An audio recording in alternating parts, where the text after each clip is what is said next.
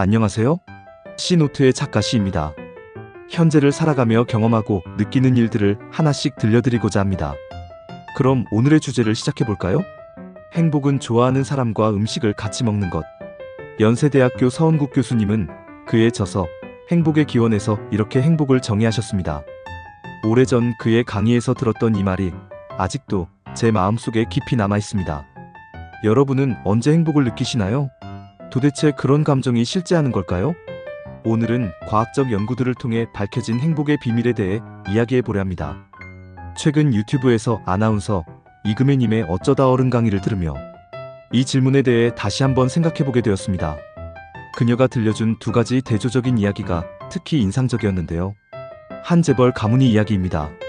명절 연휴가 다가오면 비서가 가장 먼저 하는 일이 무엇일까요? 바로 가족들의 해외여행 일정을 서로 겹치지 않게 조정하는 것이라고 합니다. 수십억대 호화 리조트에서 각자 따로 휴가를 보내는 이 가족들은 과연 행복할까요? 반면 그녀가 진행했던 프로그램에 출연한 어떤 대가족은 할아버지부터 손주까지 함께 나와 방송 내내 깔깔 웃으며 행복한 모습을 보여주었다고 합니다. 비록 넓지 않은 집에서 다소 불편하게 지내지만 함께하는 시간 속에서 진정한 행복을 찾은 것 같았다고 하네요. 이런 극명한 차이는 우리에게 많은 것을 시사합니다. 실제로 최근의 연구들은 놀라운 사실들을 보여주고 있습니다. 서은국 교수님의 연구에 따르면 행복은 단순히 물질적 풍요나 개인의 성취만으로는 얻을 수 없다고 합니다. 프린스턴 대학교의 연구진이 발표한 충격적인 결과를 보면 연간 소득이 7,500만 원을 넘어서면 그 이상의 소득 증가가 행복감 상승으로 이어지지 않는다고 합니다. 더 흥미로운 것은 2010년 노벨 경제학상 수상자인 데니얼 카너먼의 연구입니다. 그는 돈이 행복을 살 수 있다는 통념이 완전히 틀린 것은 아니지만 매우 제한적이라는 점을 밝혔습니다. 기본적인 생활이 가능한 수준의 소득은 행복에 큰 영향을 미치지만 그 이상에서는 소득 증가가 행복에 거의 영향을 미치지 않는다는 것입니다. 하버드 대학교의 행복 연구는 더욱 놀라운 사실을 밝혀냈습니다. 1938년부터 시작된 이 연구는 무려 75년간 724명의 참가자들을 추적했습니다. 연구진은 참가자들의 건강, 경력, 결혼 생활 등을 종합적으로 관찰했고 한 가지 명확한 결론에 도달했습니다. 좋은 인간관계가 우리를 더 행복하고 건강하게 만든다. 이 연구의 현 책임자인 로버트 월딩거 교수는 이렇게 말했습니다. 80살이 된 참가자들을 봤을 때 50대 때의 인간관계 만족도가 건강 상태를 가장 잘 예측했습니다. 좋은 관계를 맺은 사람들이 더 오래 살았고 더 건강했으며 더 행복했습니다. 최근의 뇌과학 연구들은 더욱 흥미로운 사실을 밝혀냈습니다.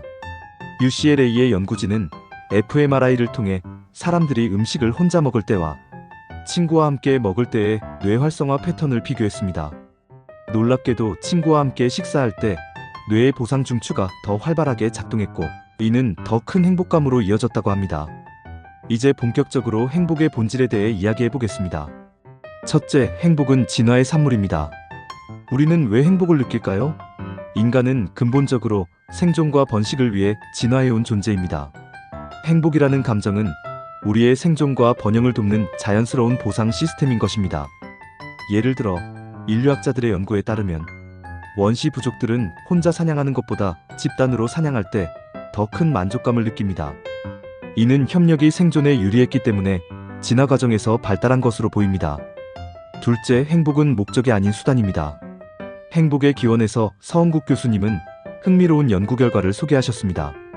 행복한 사람들이 더 오래 살고 더 건강하며 더 성공적인 삶을 산다는 것입니다. 이는 행복이 삶의 최종 목적지가 아니라 더 나은 삶을 위한 출발점이라는 것을 시사합니다. 예를 들어 긍정적인 정서를 가진 사람들은 사회적 관계를 더 잘 유지하고 스트레스에 대한 회복력이 높아져 전반적인 삶의 질이 향상됩니다.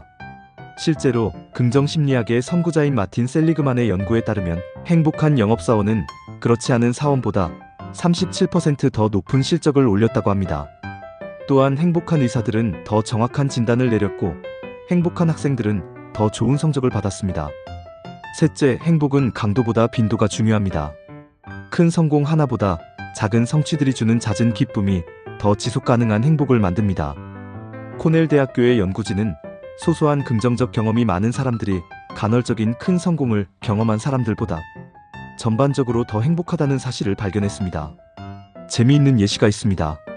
한 연구에서 참가자들에게 매주 $100를 주고 자유롭게 쓰게 했습니다. 한 번에 $100를 쓴 그룹보다 매일 조금씩 나눠 쓴 그룹이 더 높은 행복감을 보고했다고 합니다.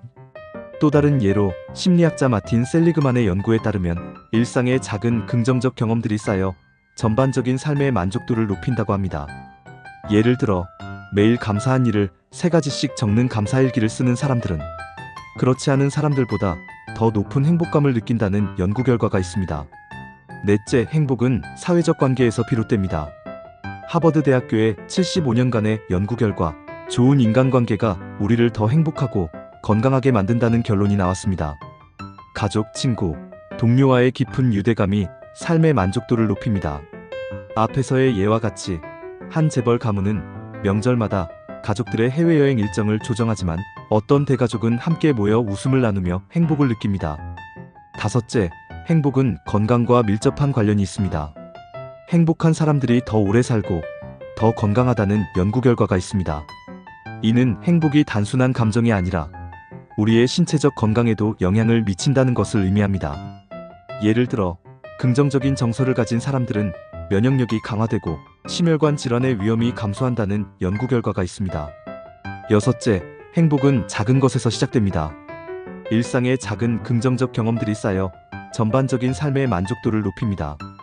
예를 들어 맛있는 음식을 먹거나 좋은 날씨에 산책을 하거나 친구와의 대화 등 작은 일상에서 행복을 찾을 수 있습니다. 이러한 작은 행복들이 모여 우리의 삶을 더욱 풍성하게 만듭니다. 일곱째, 행복은 현재에 집중하는 것입니다. 과거의 후회나 미래의 불안보다 현재의 순간에 집중할 때 우리는 더 큰 행복을 느낍니다. 명상이나 마음챙김 등의 활동이 이러한 현재에 집중하는 능력을 향상시켜 행복감을 높입니다. 예를 들어 매일 몇 분씩 호흡에 집중하는 명상 연습을 통해 현재에 머무는 능력을 기를 수 있습니다. 세계 행복 보고서에서 항상 상위권을 차지하는 북유럽 국가들의 비결은 무엇일까요? 덴마크의 휘게, 스웨덴의 라곰, 노르웨이의 프릴 룽스리브 같은 생활 철학이 그 답을 제시합니다. 특히 덴마크의 휘게의 문화는 전 세계적으로 주목받고 있습니다. 휘게는 일상 속 작은 순간들을 소중히 여기고 가까운 사람들과 편안한 시간을 보내는 것을 중시합니다. 촛불을 켜고 따뜻한 차를 마시며 이야기를 나누는 것, 함께 요리를 하고 식사를 하는 것, 이런 소소한 순간들이 진정한 행복을 만든다고 믿는 것이죠. 이제 우리도 알 수 있습니다. 왜 서원국 교수님이 행복은 좋아하는 사람과 음식을 같이 먹는 것이라고 했는지를 말입니다. 그것은 단순한 비유가 아니라 인류의 진화와 뇌과학, 심리학 연구가 모두 뒷받침하는 과학적 진실이었던 것입니다. 마지막으로 제가 드리고 싶은 말씀은 이것입니다. 인생은 돌이킬 수 없지만 우리에게는 현재라는 시간이 있습니다. 이 시간을 행복으로 채우는 가장 효과적인 방법은 무엇일까요? 바로 좋아하는 사람들과 자주 만나 맛있는 음식을 나누고 즐거운 대화를 나누는 것입니다. 큰 행복은 인생에 몇 번이나 올까요? 어쩌면 한 번도 오지 않을지 모릅니다. 하지만 작은 행복들이 모여 우리의 인생을 채워갈 때 과거를 돌아봐도 행복하고 현재도 행복하며 미래도 행복할 수 있지 않을까요? 오늘도 여러분의 하루가 작은 행복들로 가득하시기를 바랍니다. 이 영상이 도움이 되셨다면 좋아요와 구독 부탁드립니다. 댓글로 여러분의 행복한 순간들도 함께 나눠주세요. 다음 영상에서 더 좋은 내용으로 찾아뵙겠습니다. 지금까지 C노트의 C였습니다. 감사합니다.